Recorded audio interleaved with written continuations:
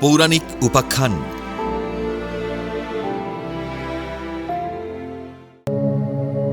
শ্রীকৃষ্ণ কেন কি কারণে ক্ষুব্ধ হয়েছিলেন? সনাতন ধর্মে শ্রীকৃষ্ণকে সাধারণত শান্ত ও স্থির বলে মনে করা হলেও বিশেষ কিছু ক্ষেত্রে তিনি চরম ক্ষুব্ধ হয়েছিলেন। শ্রীকৃষ্ণ নিজের অপমান সহ্য করলেও তার ভক্ত বা ধার্মিকদের ওপর অত্যাচার তিনি কখনোই মেনে নিতেন না। বিশেষ করে ধর্মরক্ষা ও তার ভক্তদের ওপর অত্যাচার বা অবমাননার সময় তিনি ক্ষুব্ধ হয়েছিলেন।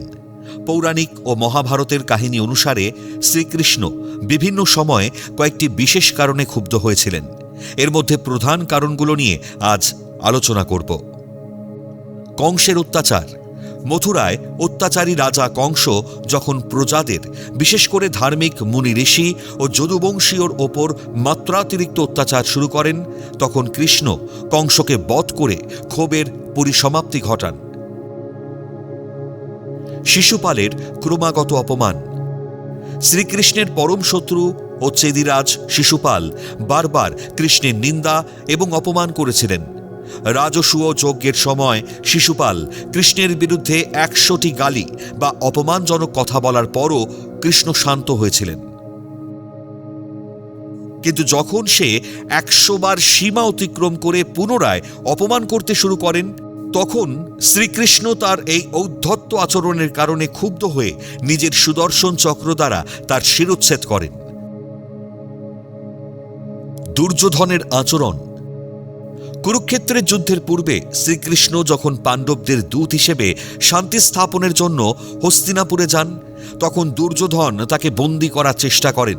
এতে তিনি অত্যন্ত ক্ষুব্ধ হন এবং তার বিশ্বরূপ প্রদর্শন করেন। মহাভারতের যুদ্ধে অস্ত্রগ্রহণ।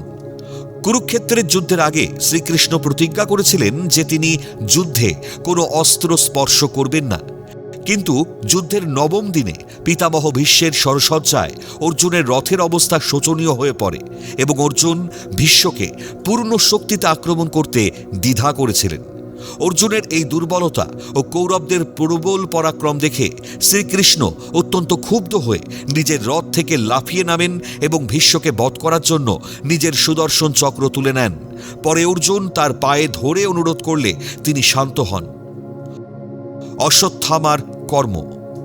মহাভারত যুদ্ধের শেষে অশ্বত্থামা যখন নিদ্রারত অবস্থায় পাণ্ডবদের পঞ্চপুত্রকে হত্যা করেন এবং অভিমন্যুর সন্তানহীন উত্তরাকে বধ করার চেষ্টা করেন, তখন শ্রীকৃষ্ণ অত্যন্ত ক্ষুব্ধ হয়ে অশ্বত্থামাকে অভিশাপ দিয়েছিলেন। শাম্বের ঔদ্ধত্যপূর্ণ আচরণ।